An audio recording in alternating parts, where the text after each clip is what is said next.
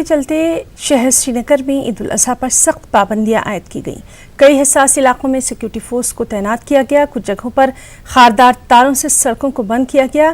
किसी भी जगह बाजमात नमाज की अदायगी की इजाज़त नहीं थी। श्रीनगर ईदगाह में वीरानी छाई रही।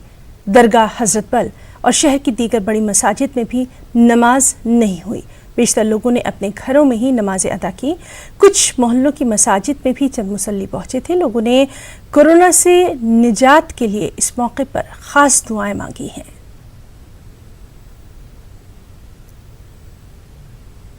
तरीके से हमने नमाज पढ़ी है। खुसूसन हमने आज के इस दुहा के मौके पर दुआ की है कि परवरदिगार आलमीन की तरफ से हम पे जो आज एक आजमाइश हो रही है, अल्लाह तबारक व तआला के इस दरबार में हमने दुआ मांगी रब तबारक व तआला से इस दुआ के मौके पर कि परवरदिगार आलमीन हमें इस कहत व वबा से निजात दे।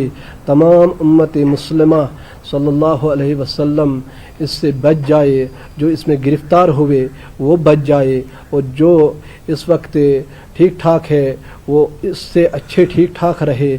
आलमी इंसानियत के लिए भी हमने दुआ किया, और यही हम कहते हैं कि बाकी बायरादारी ने इस्लाम को की सादगी से ईद मनाए, ताकि और अपने दुआओं में ज़्यादा ज़्यादा अल्लाह ताला की बारगाह में दुआ करे, ताकि अल्लाह ताला हमें इस वबा से नजात दे दे। और ये ईद हम यही ताकीद करता है कि ईद सादगी से मनाए।